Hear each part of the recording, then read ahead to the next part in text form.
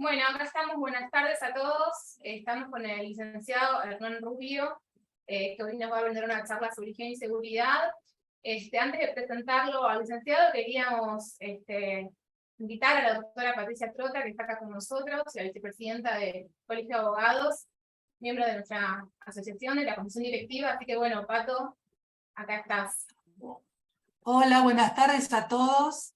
Lo primero que quiero hacer es agradecerle al licenciado Hernán Rubio por su generosidad, porque venir a participar de este Zoom que es tan atractivo para todos los colegas que hacen riesgos del trabajo, y agradecerle por sobre todas las cosas a la Comisión de Riesgo de la Asociación de Abogados del Fuero, dirigida por la doctora Marila Pistacchia y el doctor Facundo Giampaoli, dos leones en el tema de riesgo del trabajo, el doctor Leandro Muñoz también, y todos los que participan permanentemente. Agradecerle a todos los que están participando, que veo que es copioso el interés por este Zoom, a invitarlos a asociarse a la Asociación de Abogados del Fuero, porque es una asociación muy generosa que siempre les va a dar más y más, y que trabaja permanentemente para el abogado de a pie, y que no se olviden que nosotros, los abogados de a pie, tenemos que estar en los lugares de poder y de decisión efectiva, y que para eso tenemos que votar el próximo 18 de noviembre.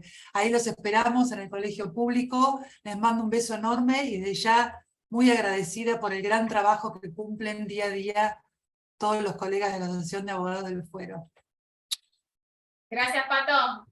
Les contamos los Le paso la palabra a Mariana.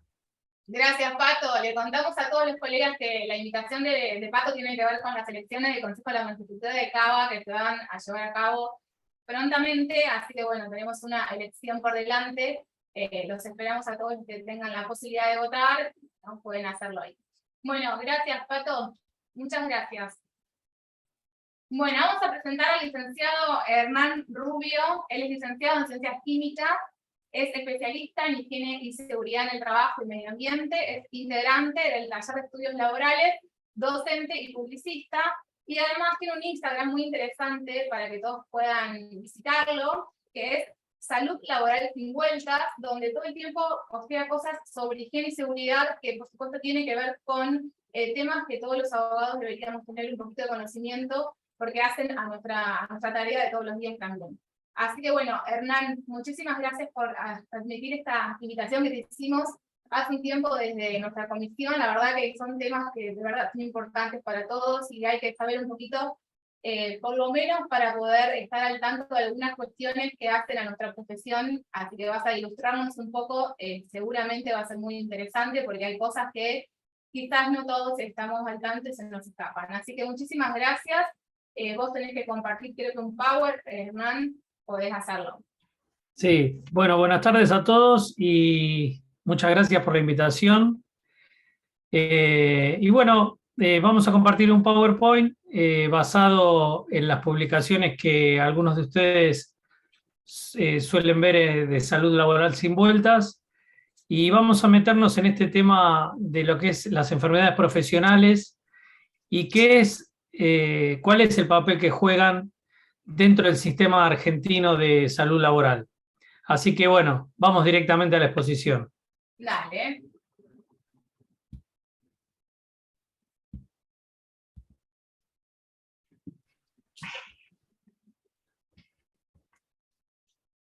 Bueno, las enfermedades profesionales forman parte de un conjunto de los denominados infortunios laborales, juntamente con los accidentes de trabajo. Y el objetivo de la presente es poder ir desentrañando entre todos qué es una enfermedad profesional. ¿Qué es una enfermedad profesional? ¿Qué representa dentro de este sistema? Y también qué papel juega el abogado dentro de este sistema. Y realmente, ¿cuál es la respuesta que se le da al principal perjudicado de todo esto, que es la víctima, muchas veces doblemente víctima? No solo por padecer una enfermedad profesional, sino porque después el sistema no les da respuesta. Antes de comenzar el Zoom, afinando esta exposición, yo decía que a través de los años que me ha tocado recorrer y ser actor del sistema de riesgos del trabajo, ya sea asesorando sindicatos, ya sea como parte de inspección laboral de distintos distritos, lo que uno ve es que se hace mucho hincapié en la industria del juicio. Pero lo que casi nunca se aborda es el tema de qué tipo de respuesta y si da respuesta el sistema. Eso es lo que nos tiene aquí reunidos y es lo que vamos a tratar de ir desentrañando a lo largo de esta exposición. Para empezar, vemos o tenemos que definir qué es una enfermedad profesional. Una enfermedad profesional es una patología dada como resultado directo del trabajo que realiza quien está diciendo que padece esa enfermedad y genera derechos y deberes de los diferentes actores y son muy distintos a los que se derivan de una enfermedad común. ¿Cómo la distinguimos? Por 4 condiciones básicas. Se tiene que dar el agente de riesgo para producir una enfermedad. Por ejemplo, si yo tengo una enfermedad pulmonar, tiene que haber polvillo en el aire o algún otro agente de riesgo que me provoque esa enfermedad. Si yo tengo sordera, tiene que haber ruido en el ambiente de trabajo. Ese es un agente de riesgo. Ruido, polvillo, sustancias químicas. Tiene que darse, obviamente, la exposición. El trabajador tiene que estar en un medio que lo exponga a ese agente de riesgo.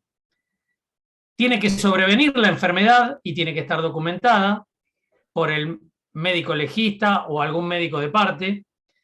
Y tiene que darse una relación de causalidad, o sea, ruido, sordera, polvillo, enfermedad pulmonar.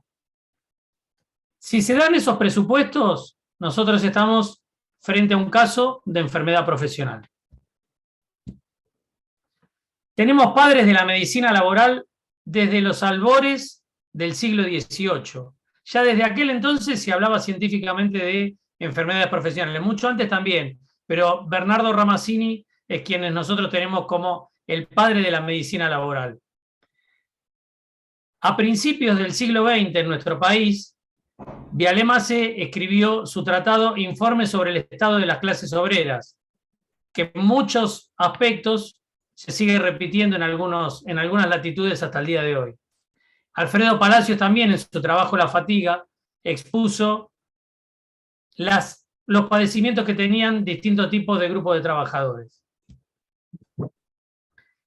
¿Cuál es el sistema este que venimos diciendo acá en la Argentina? ¿Cuál es el sistema que gobierna todo este tipo de relaciones laborales en cuanto a lo que es la salud en el trabajo? Todo esto, a partir del año 1996, viene dado por la Ley de Riesgos del Trabajo, como ustedes deben saber mejor que yo, la famosa 24.551, en la cual, 24.557, perdón, en la cual se privatiza, por así decirlo, la cuestión de las enfermedades y accidentes profesionales. ¿Qué quiere decir esto? Se pone en manos de empresas de seguros todo lo que es el tema de la reparación y el tema de la prevención. Esta ley hace mucho más hincapié en la reparación que en lo que es la prevención. A través de actores, aseguradoras, como dijimos, que se llaman aseguradoras de riesgo del trabajo, las famosas ART.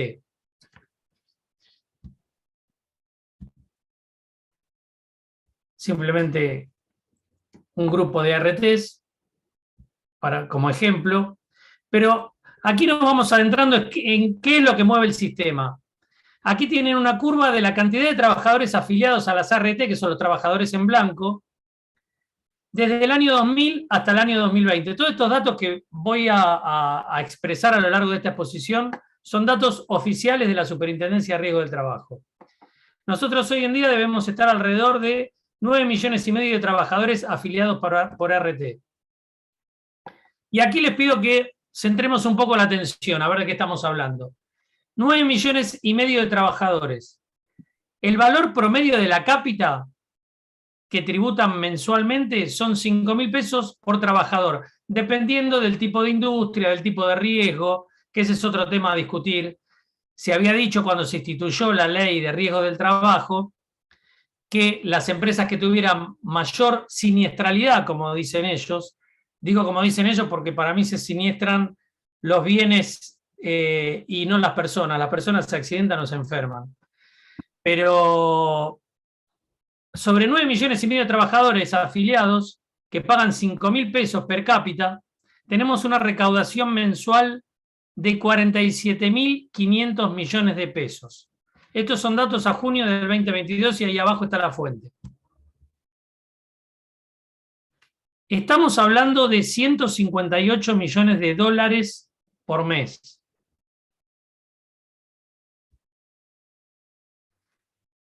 ¿Y cómo se determina una enfermedad profesional en este sistema que mueve 158 millones de dólares por mes? Bueno, nosotros tenemos un listado rígido de enfermedades y un listado rígido de agentes de riesgo que provocan esas enfermedades. Acá tienen como ejemplo una planilla que debería ser completada por el empleador, y ahí se declara qué riesgos tiene expuesto a los trabajadores. Eso dispara una serie de trabajos de vigilancia epidemiológica y sobre todo de revisaciones médicas la persona para revisarla, pero el sistema parece que no actúa así. ¿Qué tipo de riesgo podemos tener? Podemos tener riesgos ergonómicos por levantar pesos, riesgos posturales, riesgos dados por sustancias químicas, riesgos que nos provocan afecciones cardíacas, riesgos que afectan los pulmones, los riñones, un sinnúmero de riesgos. Aquí simplemente fotos como ejemplo. Esta persona, si le duele la cintura y no puede ir a trabajar porque le duele la cintura, muchas veces escuchamos que dicen, bueno, es un vago que no quiere trabajar. La verdad que si te hacen cinchar de ese tipo de bobinas, con lo que pesan, es bastante lógico que le duela la cintura y no que esté sano a lo largo de varios meses o varios años. Fíjense esta prensa de libros como es levantada por 2 personas, cuando ya el sistema hidráulico existe hace rato.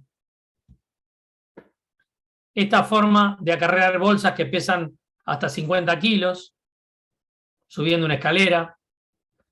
Trabajos con riesgos químicos, con solventes, que nos provocan lesiones como las de este tipo. Esta es una persona que trabaja con solventes químicos y tiene las manos de esta manera. No es natural que un trabajador termine así. No debemos naturalizar esto. Pero lamentablemente esto a veces es más la regla que la excepción. Gente que se tiene que enfundar en lo que puede para no terminar respirando todo este tizne. No sé si llegan a observar las caras tiznadas. Sí, sí, se ve perfecto. Aparte es muy gráfico, la verdad que es excelente lo que estás exponiendo. Bueno, estas personas en general no tienen revisaciones médicas periódicas, por citar un ejemplo de lo que pide la ley.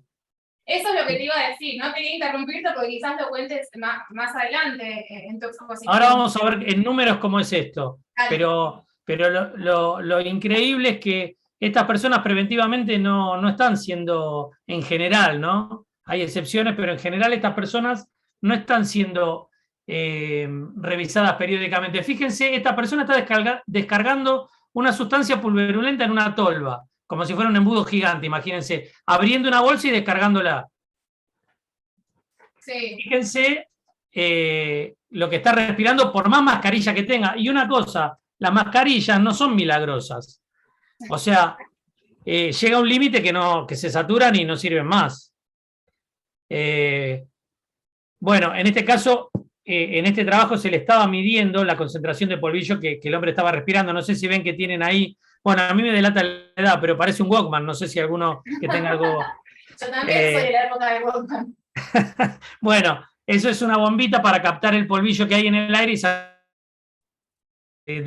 de polvillo está respirando en aire, porque la ley nuestra tiene muchísimos límites para todas estas sustancias. Más allá de un límite, no se puede estar trabajando, ni siquiera con protección. Claro, claro. Polvillo de papel, fíjense el rayo de luz de sol que entra por acá. Sí, sí. Fíjense, todo eso es lo que está respirando este hombre.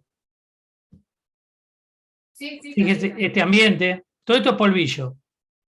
No solo, perdón Hernán, no solo que a veces no están hechos los exámenes periódicos de los trabajadores, sino que tampoco están denunciados los agentes de riesgo por el empleador. Y de eso se trata. Si yo no denuncio a los agentes de riesgo, no me hacen las revisaciones médicas. Si no me hacen las revisaciones, no me quiero anticipar, si no me hacen las revisaciones médicas, ahorro plata. Si yo trancé con una aseguradora un precio de una cápita bajo, pero no me hinché, si no me mandé la gente a cada rato, cierra todo. Porque en general los contratos de la RT no se cierran en la fábrica midiendo los riesgos, se cierran en la oficina del contador de la empresa. Sí, de hecho, muchas veces los rechazos de las ART es porque dicen que no se encuentra denunciado que el trabajador esté expuesto a ese agente. En eso se escudan. Exacto. Se pasan la pelota y dicen, es verdad, el agente de riesgo lo tiene que denunciar el empleador. Entonces dice, como el empleador no denunció, yo no tengo forma de adivinar de qué trabaja la persona. Yo tengo una cápita, un número de quill, pero no más que eso, no sé de qué trabaja, si es oficinista o si está en un torno. Pero lo cierto es que uno pide las visitas de las ART también, porque las ART tienen que tener técnicos que pasen y caminen las fábricas, que caminen los establecimientos, Claro, y tienen a las cansadas una visita cada tanto. Claro. Entonces y tampoco... Como un organismo de contralor también, pero bueno, no me quiero adelantar a lo que vos... Sí, y después tenemos la tercera pata, que es la autoridad de aplicación, que para qué les voy a contar. Sí. Bueno, riesgos biológicos también existen, virus, hongos, bacterias. Y bueno, ¿quién determina entonces, como venimos hablando, las enfermedades profesionales? Las determina la ART.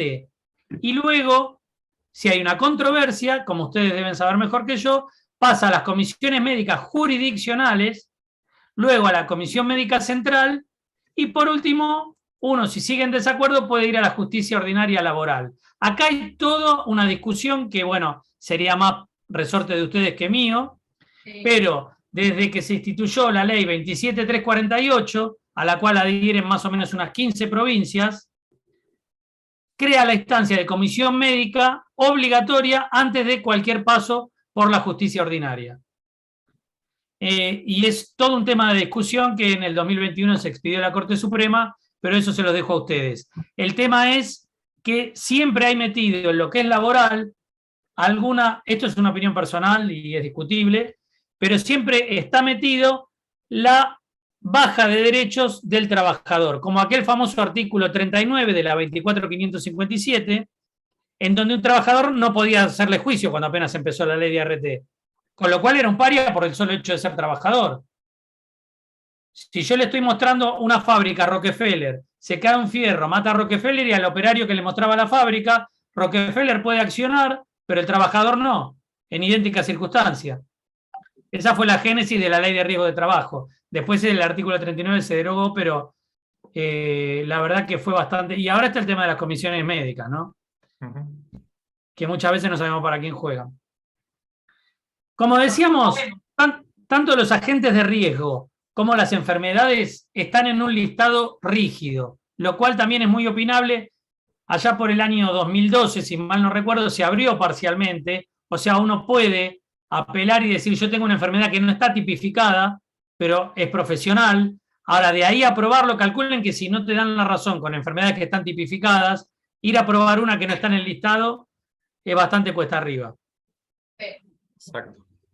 Pero la ley es dura como ustedes ven acá, o sea, ustedes ven acá en la columna de la izquierda el agente de riesgo, ¿sí? Y todas las profesiones que pueden tenerlo y la patología que puede disparar, pero está escrito taxativamente prácticamente.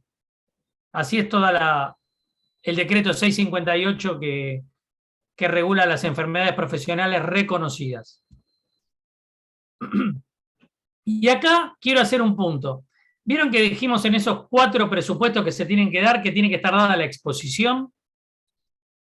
Esto fue algo de lo cual se agarraron las aseguradoras para voltear un montón de reclamos por enfermedades profesionales. Decir que el trabajador no estaba expuesto. ¿Me siguen? Sí, claro. Bueno.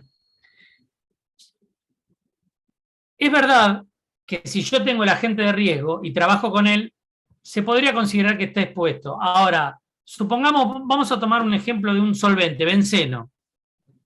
Si yo agarro la botellita y la acomodo en un estante una vez cada 15 días, pero no la destapo ni nada, ¿estoy expuesto o no estoy expuesto? Y es bastante forzado que el trabajador por eso esté expuesto. Ahora, las aseguradoras llevaron esto a un extremo. Nadie está expuesto. ¿Por qué? Porque no hay la concentración suficiente en aire, ya que la ley nuestra tiene límites que hay que estar por debajo de los cuales. Entonces decía, no, como está por debajo de los límites, no está expuesto. Lo que está respirando no se considera una exposición. A ver, mostrame los análisis que hicieron de aire. Les puedo asegurar que si el 1% de las empresas del país hace análisis de aire, yo me doy por contento. Nadie analiza aire, pero por la duda te dice que no estás expuesto. Entonces, ¿qué hizo la Superintendencia de Riesgo del Trabajo en una medida muy valiente en el año 2003? Dijo, vamos a poner 4 presupuestos para terminar con la polémica si alguien está expuesto o no está expuesto. 1, cuando un trabajador esté realizando tareas con un agente de riesgo que sea cancerígeno. Hay un listado, ahora vamos a ver más adelante, de sustancias que son típicamente cancerígenas, dan cáncer. El benceno es una de ellas. Entonces, si yo trabajo con benceno, con el solo hecho de trabajar con eso, no importa la concentración, estoy expuesto. ¿Por qué? Porque los cancerígenos no tienen límites, a pesar de que están escritos sus límites. Una molécula de cancerígeno puede llegar a ser suficiente para que yo me agarre un cáncer. No depende de la concentración, como otras sustancias. ¿Se entiende? Por ahí soy muy técnico, pero quiero ser claro. No, está perfecto. Entonces, la superintendencia en aquel entonces, 2003, escribió, si usted está expuesto a un cancerígeno, ya se considera expuesto. No importa la medición de aire, no importa a cuánto esté expuesto. Hernán, ¿el tiempo tiene que ver? Está muy bien la pregunta. La dosis, eso se llama dosis. La dosis es una conjunción de concentración por tiempo. Obviamente no es lo mismo que yo esté 1 minuto que esté las 8 horas. Para el caso del cancerígeno, si yo trabajo con eso, no importa que trabaje 1 hora por día u 8 horas por día, y no importa lo que se mida en el aire o los tenores que haya evaluado. Yo me considero expuesto. ¿Sí? No solo con cancerígenos, sino en eso mutagénico, que es aquellas sustancias que provocan lesiones al feto o que provocan mutaciones genéticas. Todas esas sustancias no se discutía más. Segundo, el resto de las sustancias, si superan un 50% el límite máximo, o sea, no que lo supere al límite máximo, sino que supere la mitad del límite máximo, yo ya me consideraba expuesto. Eso se llama nivel de acción. Por las dudas, porque a la gente hay que revisarla antes, no cuando ya se enfermó. El 50% en ese otro tipo de sustancias no cancerígenas ya se consideraba expuesto.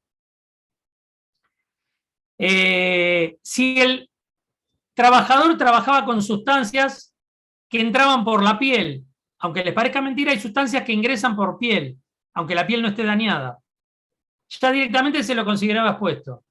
Y por último, si la empresa no realizaba mediciones, el beneficio de la duda iba a favor del trabajador. Muy valiente era esta resolución.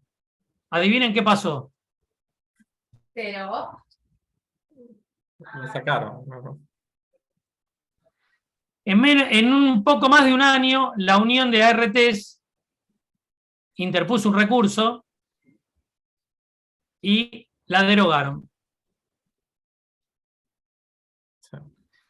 Vamos a ver entonces, después de haber dicho todo esto, cómo estamos parados en nuestro país en cuanto a enfermedades profesionales y establezcamos una comparación. Superintendencia de Riesgo del Trabajo, que es la autoridad que controla las ART, versus la Organización Internacional del Trabajo. Los números de cada uno, a ver cómo estamos.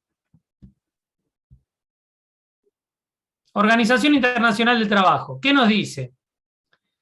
Hay más de 350 millones de accidentes de trabajo y enfermedades profesionales por año.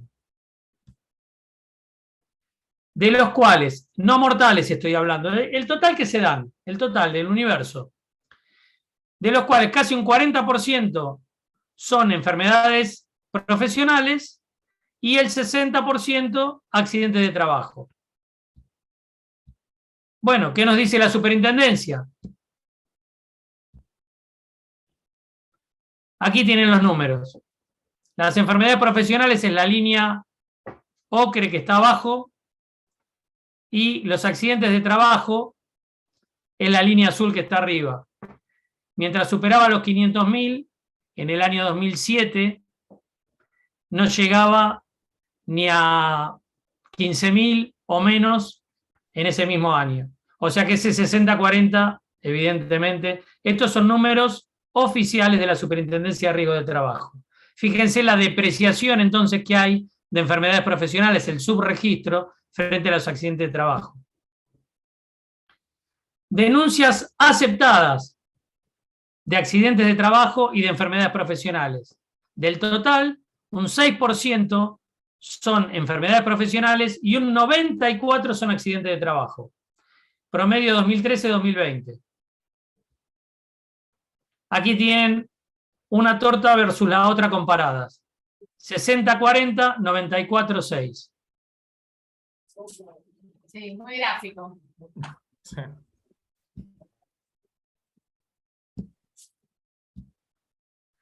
¿Qué nos dice en cuanto a muertes? Esto era en general. Ahora en cuanto a episodios que provocan muertes. La Organización Internacional del Trabajo nos dice que hay más de 2,7 millones de personas que mueren por año a causa de accidentes de trabajo o enfermedades profesionales. El 85% se deben a enfermedades profesionales. Estamos hablando de muertes. La inmensa mayoría de muertes por el trabajo son por enfermedades profesionales. Yo creo que, me pasó a mí por lo menos, contrariamente a lo que uno percibe, porque el accidente se ve más porque es tapa de diario. Es algo que sucede de golpe, es muy brutal. Cuando vos te morís en silencio y de a poco. Y nadie se entera. Sí. ¿Qué dice la superintendencia? Recuerden el 85%. Muertes para la superintendencia. 1% por enfermedades, 99% por accidentes.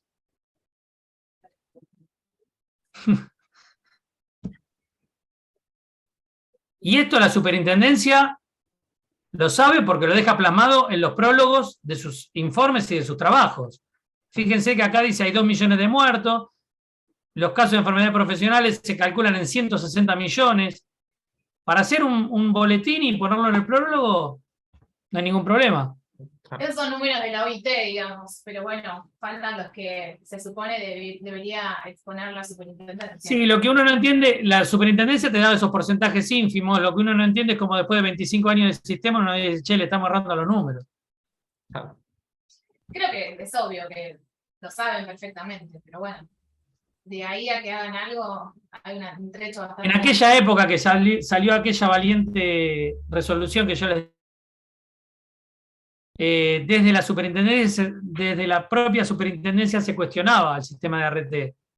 Y ahí decía, no se cumple con todos los exámenes médicos a los que periódicamente deberían someterse los trabajadores expuestos a riesgo. Esto lo decía el propio superintendente de riesgos en aquel entonces.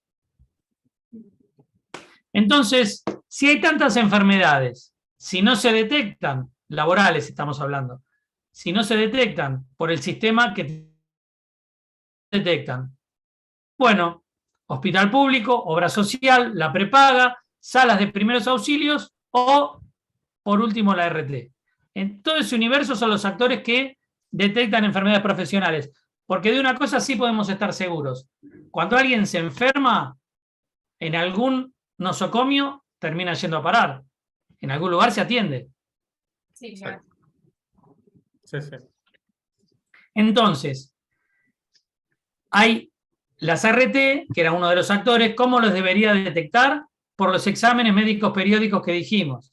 Si yo estoy expuesto a determinados contaminantes, por ejemplo, audiometrías, me tienen que llamar cada un año para hacer, si estoy expuesto a ruido, perdón, para hacerme audiometrías, me tienen que llamar una vez por año. Si estoy expuesto a solventes, en general es cada 6 meses que me tienen que dosar si tengo ese solvente en sangre o en orina, depende del solvente, etcétera, etcétera. Esos son los exámenes médicos periódicos. Así es como la RT debería detectarlos. Y una perlita, les digo, un comentario para... El trabajador tiene derecho a la copia de su examen. Está en esta normativa, porque muchas veces te niegan el análisis. El análisis es tuyo, no se lo voy a explicar a ustedes, pero otra que había data. También está escrito acá en esta resolución de la superintendencia. Sí. Pero cuesta un Perú que te lo den. Sí, tal cual. Entonces, para que te hagan ese examen, como bien dijeron acá, el empleador tiene que declarar a qué está expuesto. Estos son modelos, algunos tan viejos como DRT que ya no existen, ¿no? Consolidar ya no existe más. Pero el empleador tenía que ir poniendo los códigos del agente de riesgo, el CUIL del trabajador y la fecha que empezó la exposición a ese contaminante. Estos son modelos de planillas que hay que llenar, pero lo que quiero puntualizar de estas planillas que son declaraciones juradas. Sí. O sea que cuando alguien quiere o tiene dudas, o ustedes abogados tienen que actuar sobre alguien que pareciera que no cumplió, por sí o por no le tienen que pedir este listado. Aunque sea cruzado, hay que presentarlo, declarando no tengo exposición a riesgos en mi establecimiento. Sí. Pero algo hay que declarar. Y esto es una prueba contundente, porque si alguien dijo no estoy expuesto a riesgo, lo firmó y resulta que sí, bueno, ustedes sabrán. Hernán, ¿ese es el RAR? Ese es el RAR, exactamente, el famoso RAR, relevamiento de agentes de riesgos. Sí, de hecho pasa mucho, perdón, Hernán, Sí. cuando uno obviamente se denuncia en la enfermedad profesional, la no listada, lo que sea, se genera el expediente administrativo en la SRT y bueno, la RT tiene que remitir toda la documentación. Y la verdad que yo en la mayoría de los expedientes administrativos que se generan por enfermedad profesional propiamente, nunca lo acompañan a este relevamiento, que también es algo importantísimo, sobre todo para si se quiere discutir el origen de la enfermedad, ¿no? Exactamente. Pero aparte, si el empleador no hace el RAR y la RT no lo obliga, que te debería pasar este técnico y decirle, usted está en falta, ustedes saben mejor que yo también que la RT no tiene poder de policía, pero si pasa y te pesca en falta y vuelve, te dio un plazo y seguís en falta, tiene que elevarlo a la superintendencia, la cual lo eleva a la autoridad de aplicación local de la autoridad laboral. Con lo cual, hay una cadena de incumplimientos ahí. Y fíjense que hay firmas muy grosas implicadas. El responsable de la empresa, el responsable de higiene y seguridad y el médico de la empresa. O sea que por acción o omisión, sí. Eso que vos recién decías, que es muy interesante, que la superintendencia en su facultad de contralor en realidad lo va derivando en cada jurisdicción al Ministerio de Trabajo que corresponda para que realice lo que se hace, un trabajo de campo, digamos, no ir a los lugares a establecer, bueno, si se cumplen o no estas normas. Cuando esto se hace, porque por supuesto en la mayoría de los casos esto no se hace, no existe todo este relevamiento, pero si se hace y esta empresa obviamente está en falta, tiene, supongo yo, también sanciones, ¿no? Sí, bueno, ahí empieza la parte administrativa de la autoridad de aplicación local, que te pone una multa, el inspeccionado recurre la multa. Daría para otra charla, porque a mí por suerte creo que hay una compañera acá presente, me tocó organizar los inicios de la inspección laboral en la provincia de Santa Fe. No sé si la doctora Cecilia Cosi está presente, pero sí, creo que había entrado. Está. Así que, bueno, es una... Sí, está. Y abogada de la provincia de Santa Fe, que sabe muchísimo del tema y que hemos actuado en algunos casos juntos tratando de que se cumplan estas cosas. Y bueno, es muy imbrincado lograr, sobre todo cuando son empresas poderosas y con algunos grupos que los defienden bien. Pero bueno, sí, en la teoría la autoridad de aplicación actúa, impone las infracciones y administrativamente se genera todo el expediente que corresponde hasta terminar con la sanción, por supuesto. Bueno, decía eso, la responsabilidad no es un papel cualquiera es muy importante. Bueno, acá está la resolución que yo les decía que derogó aquella 490 de por qué un trabajador estaba expuesto. En el año 2004, era del 2003 y en el año 2004 ya se derogó. Así que lamentablemente es una pelea continua. Los considerandos, esta es la resolución 1141 del 2004, si quieren tomar nota, no me quiero extender mucho porque sería muy largo, pero lean los considerandos que son verdaderamente desopilantes. En un momento la Unión de RT le dice que la superintendencia no tiene poder de controlarlos. Y bueno, Quiero preguntarlos considerando porque deben ser desopilantes, no lo dudo, como sí, todo sí. en estos temas. Bueno, y entonces, esta es la realidad. Estos son los números puros y duros. No es un juicio de valor ni nada. Estos son los números 2008-2019, por ejemplo, de cómo se detectan las enfermedades profesionales. La línea azul de arriba, que anda en un promedio de un 65, entre un 65 y 70%, son enfermedades detectadas en el hospital público, la obra social, la salita, la medicina prepaga o un peritaje judicial. Esa es la línea azul de arriba, así se detectan las enfermedades. Y la de abajo, que tiene porcentajes muy inferiores, son las detectadas por las ART.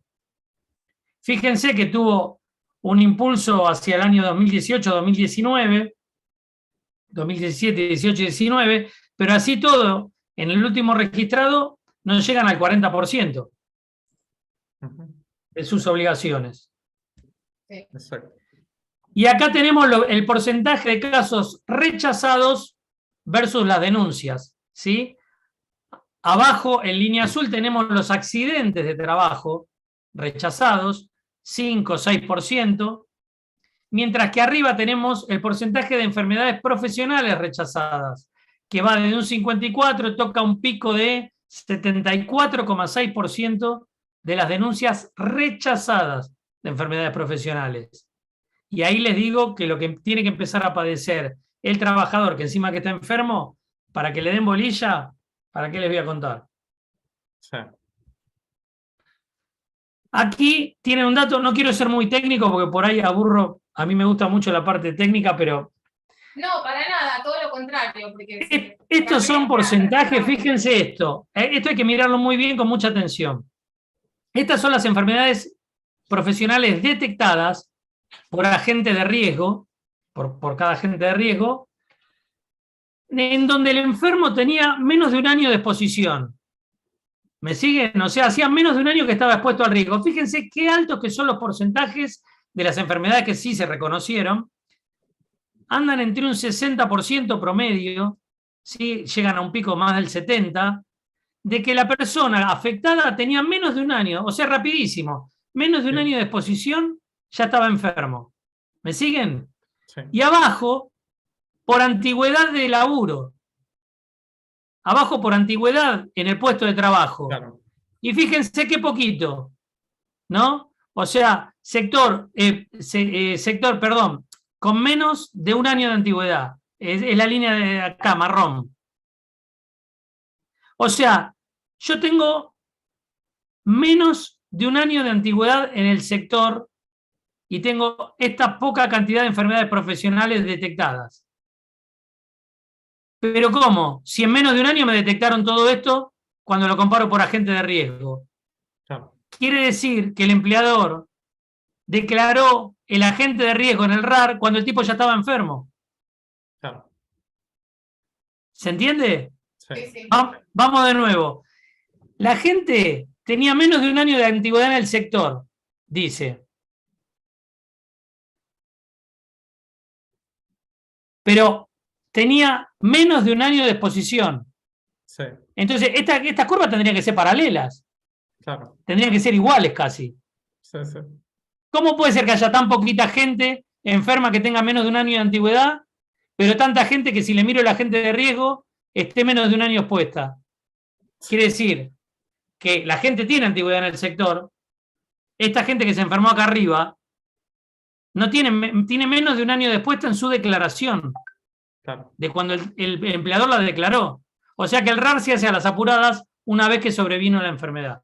Y ahora vamos a ver ejemplos prácticos de eso.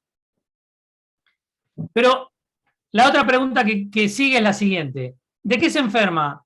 Vamos a ir a las que sí se reconocen. Bueno, a ver, ¿de qué se enferma la gente? De lo que sí se reconoce. Se enferma de esto solo. Casi el 30% de sordera por ruido. El 23% por sobrecarga de uso de la voz. Y el 25% posiciones forzadas y gestos repetitivos, levantamiento de pesos, etcétera, etcétera. Todo eso se lleva a los 3/4 partes de todas las enfermedades profesionales reconocidas, entre 2008 y 2019. Y este cuartito que queda acá, color amarillo, se lleva más de 250 agentes de riesgo. O sea que la gente nada más en un 75% se enferma de ruido, de sobrecarga de uso de la voz y de posiciones forzadas o gestos repetitivos. Y hay 250 agentes de riesgo restantes que no existen prácticamente. ¿Será que es así o que solo eso se declaran? No, obviamente que solo eso se declara. Aparte les digo por qué. El ruido se paga con un fondo fiduciario que es parte de la alícuota de lo que se paga por mes de RT. Entonces no cuesta nada reconocerlo. Total se paga solo. ¿Se entiende? Esto está muy motorizado por el gremio docente, que es una enfermedad muy típica de los docentes. Sí, exactamente. Cuando hay un gremio fuerte que tracciona, lo que no hacen las autoridades de aplicación, se llega a algún reconocimiento. Ahora vamos a ver un ejemplo práctico. ¿Y qué pasa con los cánceres ocupacionales? Que es otro flagelo. Uno, hasta intuitivamente, sin ser un técnico, un científico, ha escuchado hablar de cáncer profesional.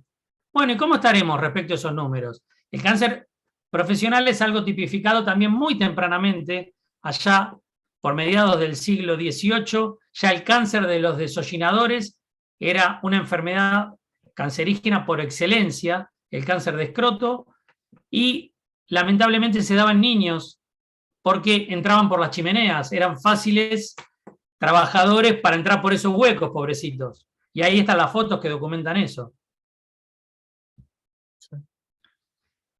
En nuestra legislación, en el año 2003, se reconocían 25 sustancias o procesos cancerígenos. Y para el año 2019 se llegó a reconocer 75 sustancias o procesos que producen cáncer en nuestra legislación. Bueno, vamos a ver entonces cómo está su reconocimiento.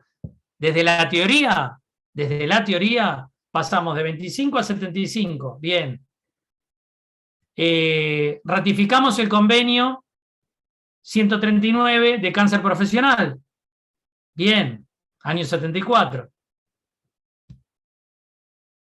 Desde la teoría, la superintendencia saca estos informes que están buenísimos. Sí. Cáncer de pulmón ocupacional, hasta un 10-20% de los cánceres de pulmón se han atribuido a exposiciones ocupacionales. Retengan esto, hasta un 10-20% de los cánceres de pulmón del país, del universo, los que se dan, son ocupacionales. El cáncer de pulmón ocupacional es la causa más común de mortalidad ocupacional, aunque está muy poco reconocido, dice el propio informe de la superintendencia. Sí. Fíjense que hasta reconocen qué sustancias lo provocan. Este es un trabajo muy interesante, hecha por una médica muy buena laboralista, que tenemos acá por suerte en la Argentina, en donde se dedicaron a registrar cánceres ocupacionales por cáncer de pulmón, ¿no? En vías respiratorias. Agarraron a la gente que se internaba y le dijeron, bueno, ¿con qué trabaja usted? Y lo que se vio es que un 66,8% de los pacientes expuestas a sustancias cancerígenas era por amianto, 49,6% por sílice, 1,9% por arsénico, 5 por hidrocarburos policíclicos, 1,2 por cromo, etcétera, etcétera. Sí, sí. Eso es la teoría de la superintendencia basada en trabajos externos de muy buenos médicos. Y acá tienen ejemplos. Esto es antióxido. El antióxido está hecho con cromo. Esto es asbesto. Deben estar cansados de ver asbesto por todos lados, aunque no se fijen, los tanques de fibrocemento, los techos de fibrocemento, las cañerías, lo peor es cuando está así despeluchado, ¿sí? Friable, como se dice técnicamente. Porque esto vuela y uno lo respira. Cuando lo respira se clava bien adentro del tracto pulmonar y a partir de ahí empieza a progresar la afección pulmonar. Cuando yo estudiaba higiene y seguridad, me mostraron una radiografía de una manchita en un pulmón de un trabajador y cómo se había agrandado esa mancha a los 3 años. Y yo dije, ¿por qué no lo sacaron del puesto de trabajo cuando vieron que tenía la manchita más chica? Y me dijeron, sí, lo sacamos, pero una vez que empezó, ya no se detiene. Hernán, ¿puede ser que en los subte haya asbesto, que eso era un problema? Ahí vamos a ese tema, ahí vamos a entrar en ese tema. Si puede ser, no, hay. ¿Y cómo? Este es el caso de las Torres Gemelas, que con todo lo que tenían los edificios que cayeron, terminaron muriendo casi más gente después, a lo largo de los años, por afecciones y cáncer de pulmón, sobre todo el amianto que voló. Estos son humos de soldadura en recinto confinado. Igual este hombre está trabajando bien porque esta manguera que tiene acá le tira aire fresco desde acá. O sea, ya ni siquiera tiene que respirar filtrado el aire de ahí. Ya directamente le viene aire de afuera. Pero es una excepción trabajar así, lamentablemente. Entonces, para situarnos a ver cómo se registran los cánceres ocupacionales, de 9 millones de trabajadores asegurados, más o menos, hay 67.000 denuncias de enfermedades profesionales, promedio anual, 19.000 aceptadas. ¿Y cuántos cánceres? Bueno, aquí los tienen. Denuncias en la línea azul, 44, un pico de 168 en el año 2018, baja 72. Esas son denuncias. La inmensa mayoría que está en la línea ocre, que está acá en el medio.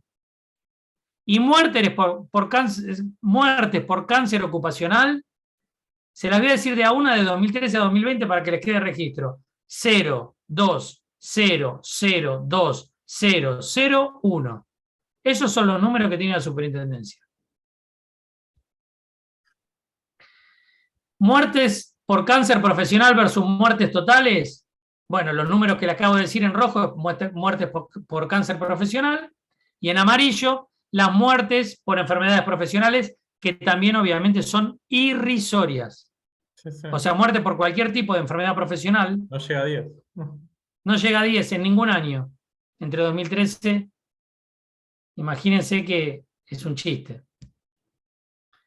Y aquí entramos en el tema que preguntaba Mariela hace un ratito. Enfermedades profesionales por el asbesto. Estos son números de la CRT en toda la Argentina, números oficiales.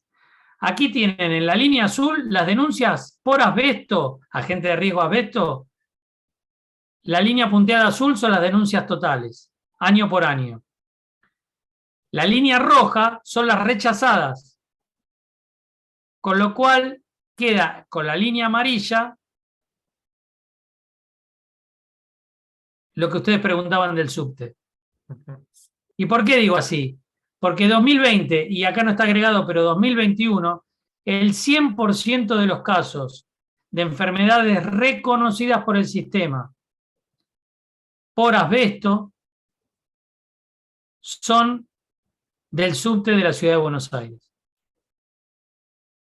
¿Qué quiere decir? ¿Que no hay asbesto en todo el resto del país? ¿Que nadie trabaja con asbesto? No, de ninguna manera.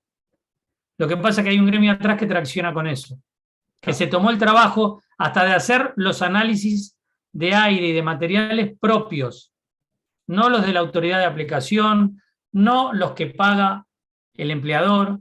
El sindicato hizo sus propias investigaciones, sus propios análisis y descubrió el entramado oculto que había del amianto en el subte. Sí, se hicieron paros también. Sí, se hicieron paros, marchas. Esta noticia es de la revista Perfil.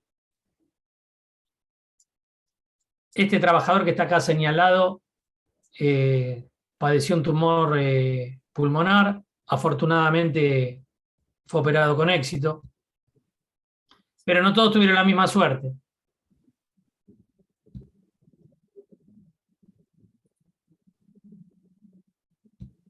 Esto es la CNN. La CNN hizo un muy buen informe hace un año atrás, 2 años atrás.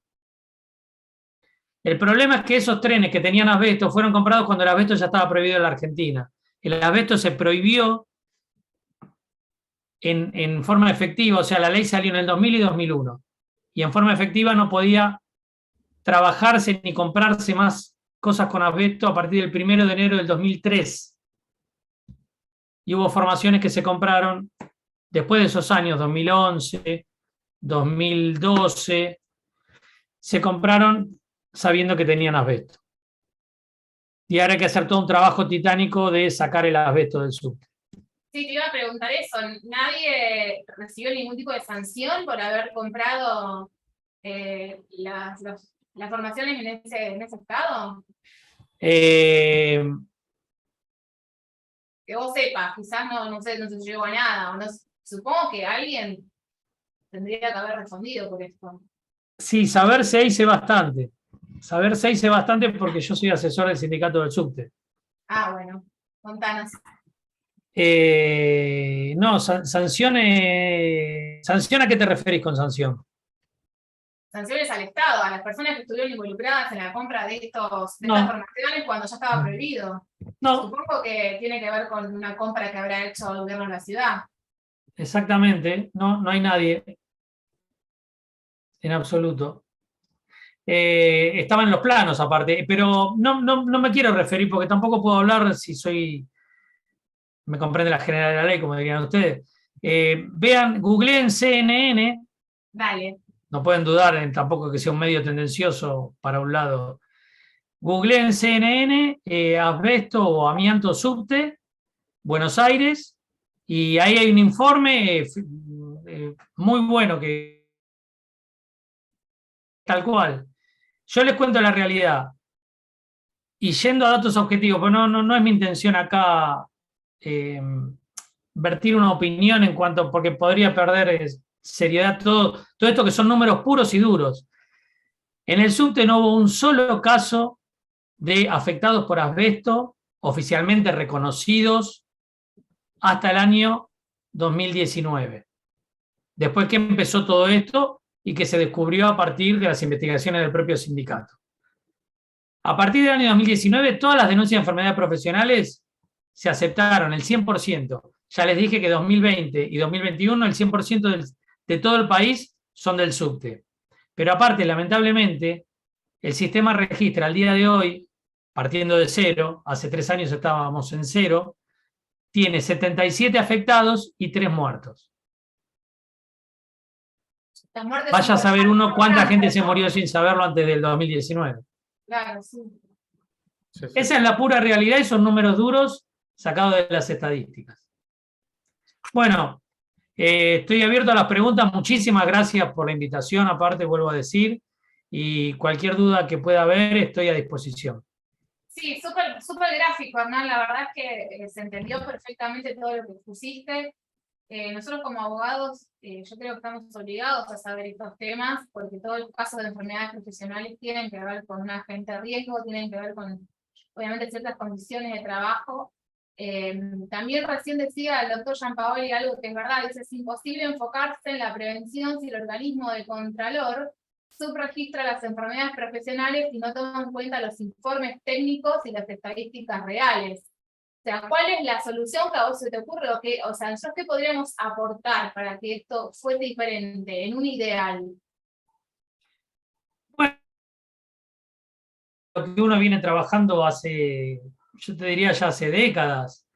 Mismo te nombramos al comenzar el taller de estudios laborales, lo que uno ha hecho también desde cuando le tocó estar en puestos de autoridad de aplicación del trabajo, etcétera, etcétera. Cuando a mí me tocó ir a la provincia de Santa Fe, yo recuerdo que lo primero que hice fue tomar las denuncias que había. A mí siempre me preocupó mucho, será porque vengo de la química, lo que es la higiene, o sea, las enfermedades, más que los accidentes. Los accidentes son más visibles y más indisimulables, pero vos calculá que de todo el subregistro que acabamos de decir que es brutal, hay una multitud de personas que se mueren en silencio. Y muchos creyendo de decir, uy, qué mala suerte tengo, me agarré tal cosa, porque no tienen por qué saberlo. Y uno se cree que por mala suerte... Al trabajo siquiera ellos. Y aparte, si uno quiere ser más prosaico también, empezamos hablando de 158 millones de dólares por mes. Bueno, que esa plata, aunque sea, se vea reflejada en tratamientos y en prevenir que no se llegue a la enfermedad. Sí. ¿Qué se podría hacer? Yo lo que creo es que en pequeños granitos de arena, actuar así, desnudar estas cosas, uno trata de ser objetivo exponiendo esto y que se empiece a dar vuelta. A ver, no quiero ser autorreferencial en el sentido de que vuelvo a hablar de un ejemplo que fue muy, muy exitoso, pero todo esto que hablé del subte y que se reconoció, fue puro remo, o sea, y eso es lo que hay que hacer. Hay que tener una idea clara, ser genuino, no hacer trampa, y bueno, y si la cosa es así, hay que darle para adelante. Eso Y tiene mucho que obviamente ver uno con está el peleando sindicato. contra los molinos, pero bueno. Sí, en el caso del subte tiene mucho que ver con el sindicato, y vos lo dijiste, y también ahí la doctora Biagioni decía, claro que los sindicatos obviamente son necesarios, y ojalá todos harían este mismo trabajo cada uno en su ámbito. Digamos, hay sindicatos que no sé, vos hablas mejor que yo estos temas, pero que no los visibiliza, que no hace ningún reclamo. Entonces tampoco, por supuesto, va a haber un cambio si nadie lo dice, si todo está escondido y oculto. Sí, es como todo. A ver, hay químicos y químicos, hay abogados y abogados. Nosotros somos todos buenos, Hernán. Sí. Sí, jamás diría que un abogado es malo porque me estoy firmando la sentencia. Pero lo que quiero decir es, yo creo que hay que remar. ¿Qué vamos a hacer? Uno tiene esos datos, trata de hacer los gráficos. Los muchachos, por lo menos los que uno tiene el gusto de asesorar, así como se me ocurre ahora, no por congraciarme con algún presente, pero como la bancaria seccional Rosario, hay cosas. Vos estás comiendo un asado y enseguida te dicen, los abogados son todos ladri y los sindicalistas son todos chorros.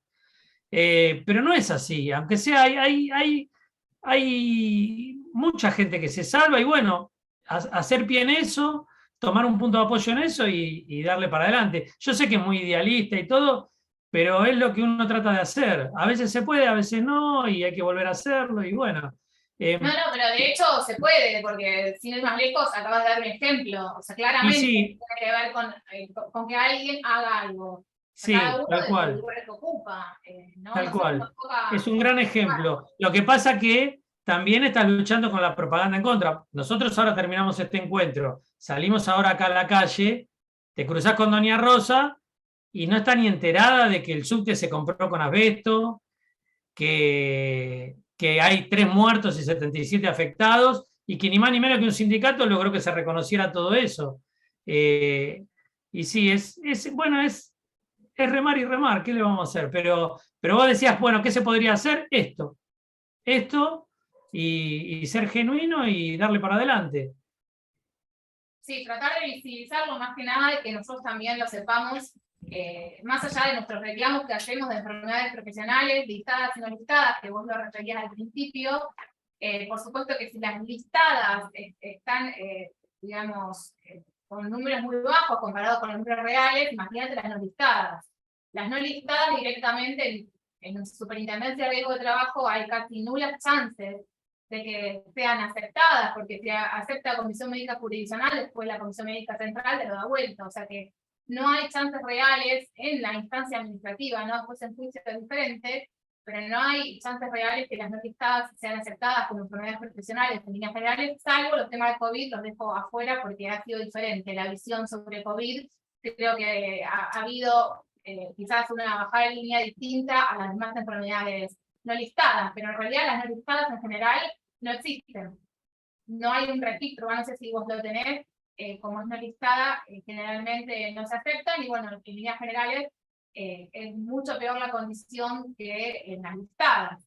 Teniendo en cuenta que para que sea listada tiene que cumplir estas condiciones, que tampoco a veces es fácil, ¿viste? Porque como decimos, hay que tener un agente de riesgo en algún tiempo de exposición, por ejemplo, todas las discopatías lumbares. Entonces tenés tantas exigencias que no te encaja en la listada. Entonces hay muchos casos que tenés que ir por la no listada porque la persona tiene 2 años de antigüedad y no 3. Entonces no te encaja en esa triple columna y no te entra como listada, entonces tenés que ir por el otro camino. Entonces verdaderamente para nosotros saber cuáles son los agentes de riesgo, cuáles son las condiciones bajo que una enfermedad profesional sea tal, es importante también para desarrollar nuestra profesión. Digo, nosotros hacemos un riesgo de trabajo, tenemos que saberlo para mínimo entender cuándo es listada, cuándo es no listada, y cuáles son las condiciones, o lo que contabas del RAR, que es el relevamiento de agente de riesgo, que es muy importante, que lo tienen que hacer las empresas. Y a veces lo que pasa, lo que vos decías es la típica. Al principio contabas que los rechazos se hacen porque no está expuesto a la gente de riesgo. La mayoría de las veces se dice lo mismo, que vos tenés gente que hace trabajo de fuerza, que está en sus funciones, que es obvio que lo hacen, y en el RAR no existe, no figura. Entonces, digamos, está todo mal hecho desde el principio. Creo que los que deben controlar no lo hacen en todas las escalas, ¿no? Digo, ART primero debe controlar aquella empresa que la está contratando y de ahí para arriba, por supuesto, todo el resto. Pero también nosotros estos temas los tenemos que saber para defender no solo los intereses de nuestros clientes, sino también, como decís vos, a otros niveles, quizás haya algunos abogados que tengan contacto con sindicatos y puedan hacer algo distinto o marcar alguna diferencia. Tal cual. Sí, sí.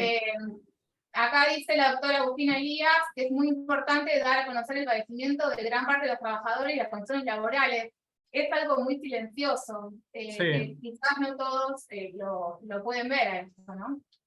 Perdón, también tiene que ver con una falta de información a los trabajadores, que obviamente ya acuden a nosotros cuando ya está hecha la denuncia, o quizá denunciaron, no sé, que se lesionaron la zona lumbar en un accidente de trabajo, cuando es una enfermedad profesional, un trabajador que tiene 10 años de antigüedad haciendo sobreesfuerzos, y resulta ser que se denunció como accidente de trabajo, con todo lo que eso conlleva. También hay una desinformación voluntaria hacia el trabajador, que tampoco sabe si se está padeciendo una enfermedad profesional, si el origen de lo que padece deriva del trabajo, y cómo hacer la denuncia, o cómo solicitar que la red le dé prestaciones, ¿no?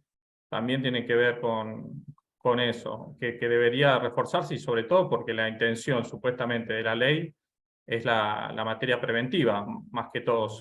Nosotros llegamos a lo último, ya cuando lamentablemente el trabajador está recontrachacado o con su salud deteriorada, y bueno, y encima todo esto pelear con una estructura del sistema que le niega las prestaciones por no estar enlistadas en una tabla de enfermedades, ¿no? Tal cual. La mayoría de las veces pasa eso. Las enfermedades profesionales en general son rechazadas. Lo sabemos todos los que hacemos esto todos los días. Bueno, Hernán, te agradezco muchísimo tu exposición. La verdad que es muy claro. No solamente yo me imaginé que iba a ser así de claro, digo, no solo porque el tema lo ameritaba con el tema de estadísticas y números, sino también porque lo sos a través de tus redes, a través de tu Instagram, que siempre pones números y realmente expones esta problemática que no está expuesta tan habitualmente, como decíamos recién, y que tiene que ver con la prevención, que se supone, también como dice Leandro, que es lo principal que deberíamos tener en cuenta, y nosotros llegar, digamos, en última instancia cuando eso ya ocurrió. Pero tratar de que en principio el trabajador no se enferme, sería lo ideal, digamos. Tal cual. Te agradezco. Tal cual, no es natural perder la vida donde uno va a ganársela, decimos nosotros. Sí, claro. Sí, claro, desde ya. Y pasa todos los días. Yo vi en tu Instagram que vos ponés el fallecido de todos los días. De todos los días tuviste una persona, lamentablemente, fallecida en algún lugar del mundo por cumplir con su trabajo, nada más que eso. Exactamente, exactamente. Así que, bueno, sí, ahí en el Instagram, sí, digo bien. Sí, ahí lo pusimos, mira, a tu Instagram. Lo escribió Leandro. Y ahí en el canal de YouTube también están colgados todos los videos, sí, que también pueden ver. Hay todo el tema disparó mucho los 25 años de la y yo me acuerdo que cuando empezaron las RT allá por el año 96, el verso, ahora podemos hablar tranquilo que ya está con los números arriba de la mesa, fue un verso, que era como un scoring. Cuanto más accidentes tuviera una empresa, más iba a pagar de cápita, entonces se iba a cuidar solo, el mercado lo iba a regular solo eso, y se iba a poner las pilas. En los videos anteriores, que no son de enfermedad profesional, yo hice un laburo de ponerme a hacer un raconto de lo que se paga de cápita por tamaño de empresa, y en realidad lo que se paga es por tamaño de empresa y no por siniestralidad, como le dicen ellos. ¿Por qué? Porque la grande tiene más poder de negociación. Entonces dice, no me haces el precio que a mí me conviene, me voy a la de al lado. Claro. Es así. Terminó siendo una pulseada de mercado y lo de la accidentología, todas esas curvas están en los videos y se demuestra cómo no pagan por accidentología, sino que se paga por poder de compra, digamos. Claro, claro, porque presionan con obviamente la importancia de la empresa y la cantidad de trabajadores que tienen. Exactamente. Bueno, Hernán, un lujo tenerte